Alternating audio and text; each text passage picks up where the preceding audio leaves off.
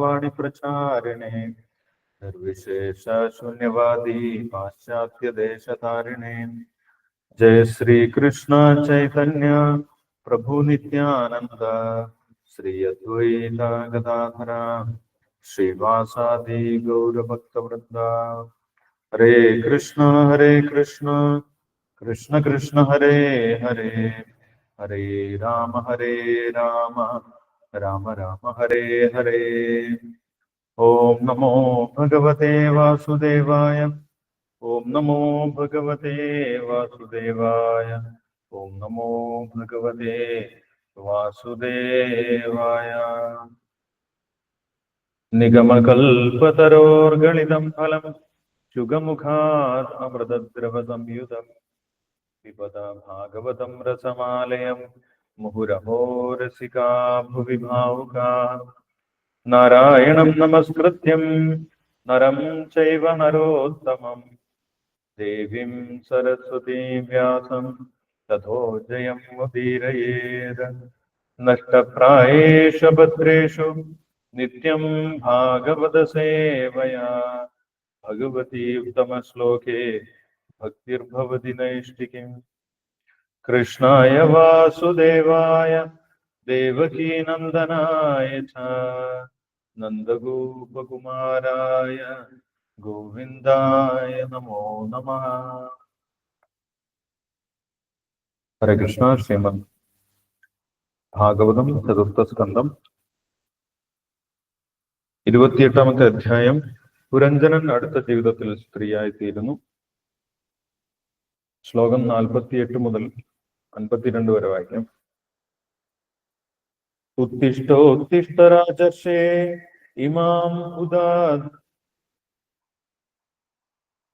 ഇമാം ഉദതി മേഖലാം ദസ്യഭ്യോ ക്ഷത്രബന്ധുഭ്യോ വിദ്യധീം പാതുമർഹസി. एवं विलपन्ति बाला विपिने अनुगता पतिं पतिता पादयोर्भर्तु रुदत्या अश्रुणो वर्तयत् रुदत्या अश्रुणी अवर्तयत्। चिदिं दारुमयीं चित्वा तस्यां पत्युः कलेवरम् आदिव्या चानुमरणे विलपन्ति मनोदधे। तत्र पूर्वतरः कश्चित् सखा ब्राह्मण आत्मवान् सान्त्वयन् वल्गुना साम्ना तमाहारुदतीं प्रभो। ब्राह्मण उवाच का त्वं कास्यासि को वायं शयानो यस्य शोचसि जानासि किं सखायं मा येनाग्रे विचचर्तः। വിവർത്തനം വായിച്ചോ.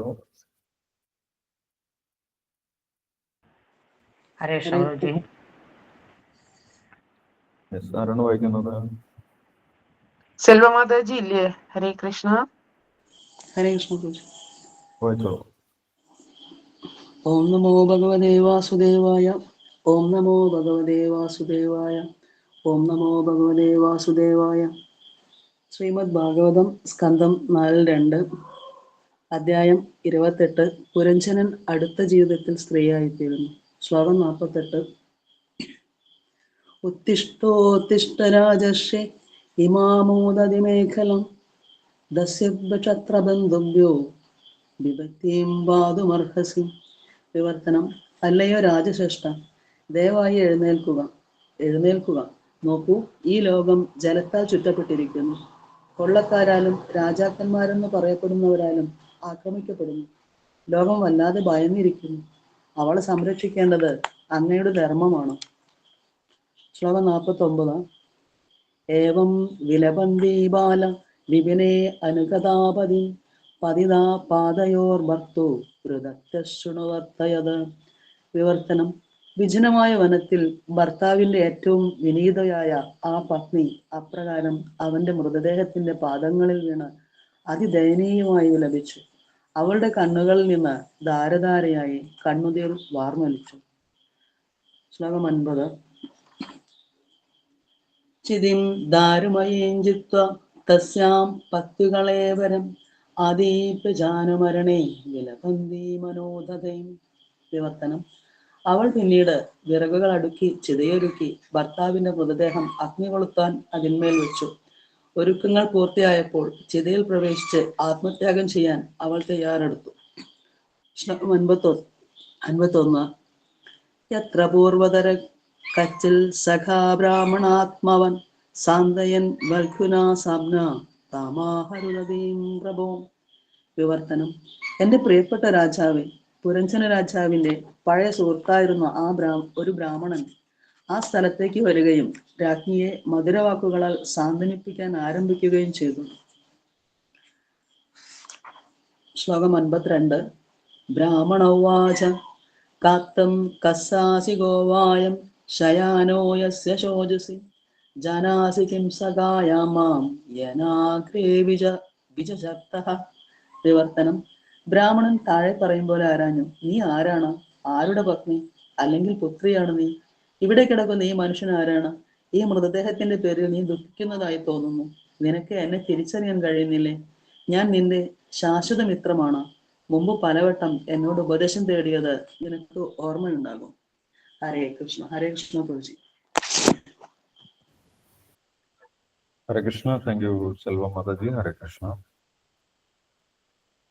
ഇപ്പോൾ നമ്മൾ കണ്ടു, മലയധ്വജ രാജാവ് പ്രായമായ സമയത്ത് തന്റെ മക്കളെ രാജ്യഭാരം ഏൽപ്പിച്ച് വാനപ്രസ്ഥം സ്വീകരിച്ച് വനത്തിലേക്ക് കുലാചലം എന്ന് പറഞ്ഞ ഒരു പ്രദേശത്തേക്ക് പോയി. അപ്പോൾ പത്നി വൈദർഭിയും അദ്ദേഹത്തെ പിന്തുടർന്ന് വനത്തിലേക്ക് പോയിട്ടുണ്ടായിരുന്നു. അദ്ദേഹം അവിടെ കഠിനമായിട്ടുള്ള നിഷ്ഠകളോടുകൂടി ഭഗവാൻ ശ്രീകൃഷ്ണനെ മനസ്സിൽ ധ്യാനിച്ചുകൊണ്ട്, ഭഗവാൻ വാസുദേവനെ ധ്യാനിച്ചുകൊണ്ട് ആത്മീയമായിട്ടുള്ള സേവനങ്ങളിലെല്ലാം മുഴുകി അദ്ദേഹം 100 വർഷത്തിലധികം ഭഗവാനെ സ്മരിച്ചുകൊണ്ട് തപസ്സിൽ മുഴുകിയതായി നമ്മൾ കണ്ടിട്ടുണ്ടായി. ആ സമയത്ത് വൈദർഭിയും അദ്ദേഹത്തെ തന്റെ ആത്മീയ ഗുരുവായി കണ്ട്, ഇദ്ദേഹം എൻ്റെ ആത്മീയമായിട്ടുള്ള ഗുരുവാണ്, ഇദ്ദേഹം ഭഗവാന്റെ പ്രതിനിധിയാണ്, അദ്ദേഹത്തെ സേവിക്കുകയാണ് എൻ്റെ ജീവിതത്തിന്റെ ലക്ഷ്യം എന്ന് മനസ്സിലാക്കി വൈദർഭിയും ആ പതി പത്നി ബന്ധത്തെക്കാൾ ഉപരി ഒരു ആധ്യാത്മിക ഗുരുവും ശിഷ്യനും എന്നുള്ള രീതിയിൽ, ആധ്യാത്മിക ഗുരു എന്നുള്ള രീതിയിൽ മലയധ്വജ രാജാവിനെ നിരന്തരം പരിചരിക്കാൻ ആരംഭിച്ചു. അങ്ങനെ ഒരു ദിവസം വൈദർഭിക്ക് മനസ്സിലായി, ഇദ്ദേഹം ധ്യാനത്തിൽ പൂർണ്ണമായിട്ടും ഭഗവാനെ സ്മരിച്ചുകൊണ്ട് ദേഹത്യാഗം ചെയ്തിരിക്കുന്നു. ഇദ്ദേഹം ഇപ്പോൾ ശരീരം വിട്ടു പോയിരിക്കുന്നു.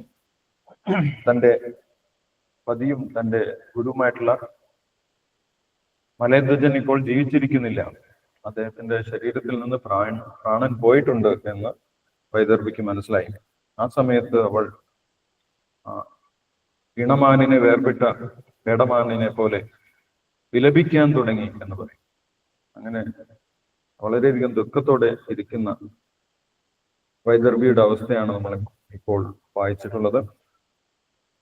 ഉത്തിഷ്ഠോത്തിഷ്ഠ രാജർഷേ ഇമാം ഉദതി മേഖലാം ദസ്യഭ്യോ ക്ഷത്രബന്ധിഭ്യോ ബിഭ്യതീം പാതുമർഹസി.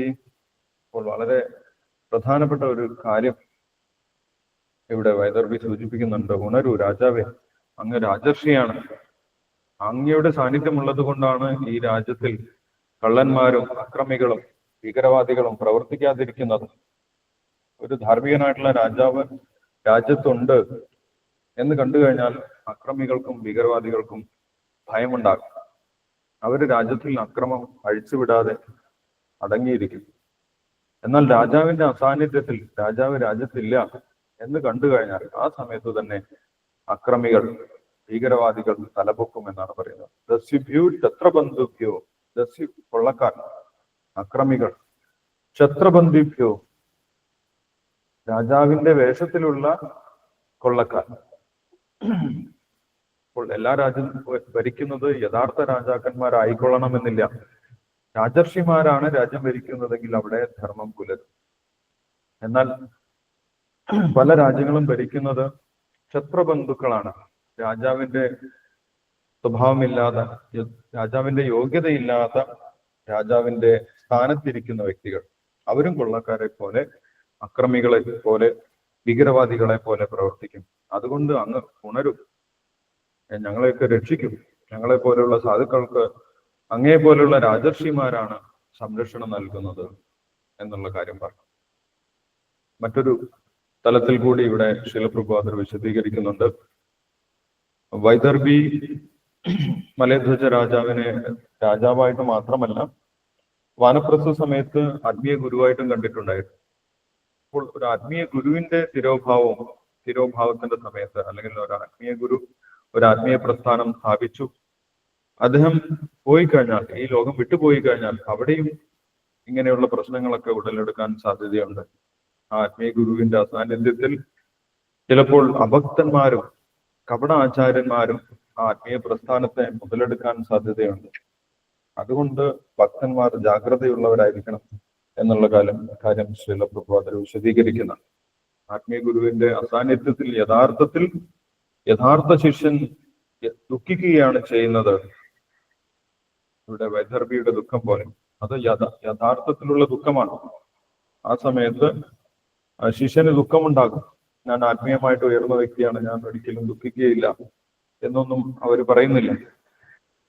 യഥാർത്ഥ ശിഷ്യന് യഥാർത്ഥത്തിൽ ദുഃഖമുണ്ടാകും. ഏവം വിലബന്തി ബാല വിപിനെ അനുഗതാ പതിതാപാതയോർ ഭർത്തു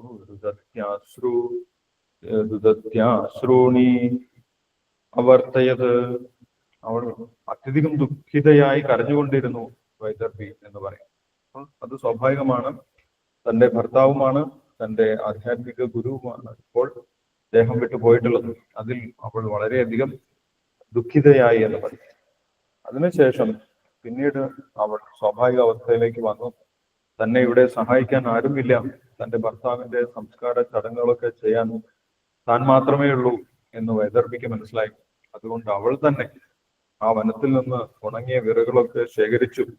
ചിതിയും ദാരുമയും ചിത്വ, ഉണങ്ങിയ വിറകുകളൊക്കെ ശേഖരിച്ചു, ചിതയൊരുക്കി എന്നാണ്. ഭർത്താവിന് വേണ്ടി സ്വയം വൈദർഭി ചിതയൊരുക്കി. തസ്യാം പത്യുകളെ വരും, അവൾ തന്നെ അദ്ദേഹത്തിന്റെ ആ ശരീരം, മൃതശരീരം എടുത്ത് ചിതയുടെ മുകളിൽ വെച്ചു എന്നാണ്. ചിത്വാ തസ്യാം പത്യുകളെ വരം, പതിയുടെ ആ ഒരു ദേഹവിയോഗം നടന്ന ആ ദേഹം എടുത്ത് ചിതയിൽ അവൾ തന്നെ വെച്ചു എന്ന് പറയും. ആദീഭ്യജാനുമരണേ വിലബന്ധി മനോധതേ. അതിനുശേഷം അവൾ അതിൽ അഗ്നി കൊളുത്താൻ ആരംഭിച്ചു. അപ്പോൾ അന്നത്തെ കാലത്തും വനത്തിൽ എങ്ങനെ അഗ്നി ഉണ്ടാക്കാം എന്ന് അവർക്ക് അറിയാമായിരുന്നു എന്ന് നമുക്ക് മനസ്സിലാക്കാൻ സാധിക്കും, അല്ലെ? ഇന്നത്തെ പോലെ വളരെ എളുപ്പത്തിൽ അഗ്നി കിട്ടാനുള്ള മാർഗമൊന്നും അന്നില്ലായിരുന്നു. എന്നിട്ട് പോലും എങ്ങനെയാണ് അഗ്നി ഉണ്ടാക്കേണ്ടത് എന്ന് അവർക്ക് അറിയാം എന്ന് നമുക്ക് മനസ്സിലാക്കാൻ സാധിക്കും. ആദീപ്യചാനുമരണേ വിലബന്ധി മനോധതേ. ആ സമയത്ത് അവൾ മനസ്സിൽ തീരുമാനിച്ചു, ഞാനും പതിയുടെ കൂടെ പോകാൻ ചിതയിൽ ചാടി തിരിച്ചു പോവുകയാണ്. നമ്മുടെ പൃഥുമഹാരാജാവിന്റെ പത്നി നാഥിദേവി ചെയ്തതുപോലെ ഞാൻ പതിയുടെ കൂടെ പോവുകയാണ്. പതിലോകം, എനിക്കും പതിയുടെ ലോകം കിട്ടും എന്ന് ചിന്തിച്ചു കൊണ്ടിരുന്ന സമയത്ത്, കാരണം പതിവ്രതയായിട്ടുള്ള ഒരു പത്നിക്ക്, വൈദർഭിക്ക് ഒരിക്കലും പതിയെ പിരിഞ്ഞ് ഇരിക്കാൻ സാധിക്കുമായിരുന്നില്ല. പതി മരിച്ചതിന് ശേഷം തനിക്ക് ജീവിതമില്ല എന്നാണ് അവൾ കരുതിയത്.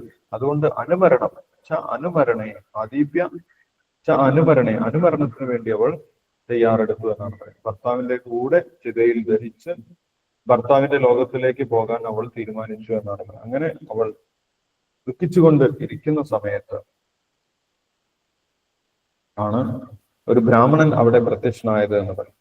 തത്ര പൂർവതര കശ്ചിത് സഖാ ബ്രാഹ്മണാത്മവാൻ സാന്ത്വയൻ വൽഗുന സാമ്നാതമഹ രുദതീം പ്രഭോ. ഇത് പുരഞ്ജനന്റെ നേരത്തെ തന്നെയുള്ള സുഹൃത്താണ് എന്ന് പറയും ആ ബ്രാഹ്മണൻ. കഴിഞ്ഞ ജന്മത്തിൽ അദ്ദേഹം ആ സുഹൃത്തിനെ സ്മരിക്കാൻ മറന്നുപോയി എന്ന് പറഞ്ഞിട്ടുണ്ട്. ദേഹം വെടിയുന്ന സമയത്ത് അദ്ദേഹം ആ സുഹൃത്തിനെ സ്മരിക്കാൻ മറന്നുപോയിട്ടുണ്ടായിരുന്നു. പക്ഷെ ഇപ്രാവശ്യം വൈദർഭി ഭക്തി ചെയ്തത് കൊണ്ട്, ഭഗവാന്റെ ഭക്തി സേവനം ചെയ്യുന്നതിന് മലയധ്വജ രാജാവിനെ സഹായിച്ചത് കൊണ്ട്, ആ പരമാത്മാവിന്റെ കാരുണ്യം കൊണ്ട് ആ സുഹൃത്ത് ഇങ്ങോട്ട് വന്നു. സുഹൃത്തിനെ സ്മരിച്ചിട്ടില്ലെങ്കിൽ പോലും സുഹൃത്ത് ഇങ്ങോട്ട് വന്ന് സംസാരിക്കാൻ തുടങ്ങി എന്നാണ് പറയുന്നത്. ആ ബ്രാഹ്മണൻ വന്ന് സംസാരിക്കാൻ തുടങ്ങി. യഥാർത്ഥത്തിൽ ആ ബ്രാഹ്മണൻ ആരാണ്? അത് പരമാത്മാവ് തന്നെയാണ്. പരമാത്മാവ് ബ്രാഹ്മണന്റെ രൂപത്തിൽ വന്ന് ആ വൈദർഭിയോട് സംസാരിക്കാൻ തുടങ്ങി എന്നാണ് പറയുന്നത്. എന്താണ് സംസാരിക്കുന്നത്? വൈദർഭിയോട് ചില ചോദ്യങ്ങളാണ് ചോദിക്കുന്നത്. കാന്തം കസ്യാസി ഗോവായം ശയാനോ യസ്യ ശോചസി ജാനാസി കിം സഖായം ഏനാഗ്രേ വിചചർത്തഃ. യഥാർത്ഥത്തിൽ ഈ ബ്രാഹ്മണൻ ചിരകാലമായിട്ട് വൈദർഭിയുടെ പുരഞ്ജനന്റെ സുഹൃത്താണ്. അദ്ദേഹത്തിനെ കുറിച്ച് എല്ലാം അറിയാം. എന്നിട്ടും ഇവിടെ എന്താണ് ചോദിക്കുന്നത്? നീ ആരാണ്? നീ ആരുടെ പുത്രിയാണ്? ഇവിടെ കിടക്കുന്ന ആ മൃതദേഹം നിനക്കും തമ്മിൽ എന്താണ് ബന്ധമുള്ളത് എന്നൊക്കെ ചോദിക്കും. അപ്പോൾ ഇതൊരു വ്യക്തിയുടെ മിഥ്യാഹങ്കാരം ഇല്ലാതാക്കാൻ വേണ്ടിയിട്ടുള്ള ചോദ്യമാണ്. യഥാർത്ഥത്തിൽ ഒരു വ്യക്തി വിചാരിക്കുന്നത് ഭൗതിക ലോകത്തിൽ ഞാൻ ഈ ശരീരമാണ്, അല്ല ഞാൻ ഇന്നയാളുടെ ഭാര്യയാണ്, ഇന്നയാളുടെ ഭർത്താവാണ് എന്നൊക്കെയാണ് വിചാരിക്കുന്നത്. ആ ഒരു ഭൗതികമായിട്ടുള്ള ചിന്തയിൽ നിന്ന് യഥാർത്ഥത്തിൽ നീ ആരാണ്? ഭൗതികമായിട്ടുള്ള മിഥ്യാഹങ്കാരത്തിൽ നിന്ന് ഉയർന്ന് യഥാർത്ഥത്തിൽ നീ ആരാണ് എന്നാണ് ചോദിക്കുന്നത്. നീ ആരാണ് എന്നുള്ള ചോദ്യം അങ്ങനെയാണ്. ഞാൻ വൈദർഭിയാണ് എന്നുള്ള ഉത്തരമല്ല കിട്ടേണ്ടത്. ഞാൻ ഭഗവാന്റെ സേവകനാണ്, ഭഗവാന്റെ അംശമാണ് എന്നുള്ള ആ ഒരു അറിവിലേക്കുള്ള ചോദ്യമാണ് ഇവിടെ പരമാത്മാവ് ചോദിക്കുന്നത്.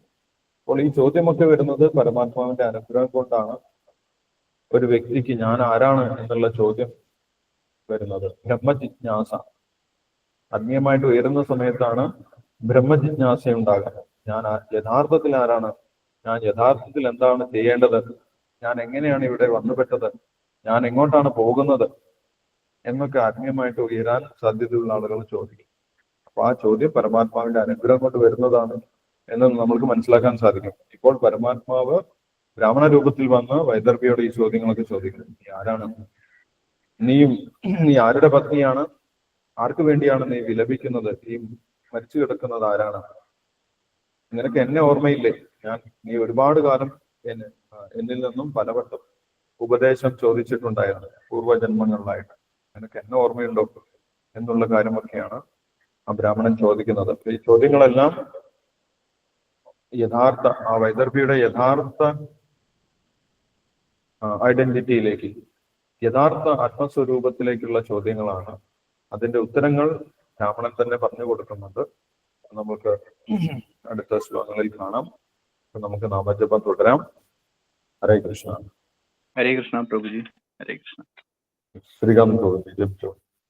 जय श्री कृष्णा चैतन्य प्रभु नित्यानंद श्री अद्वैत गदाधर श्रीवासादि गौर भक्तवृंद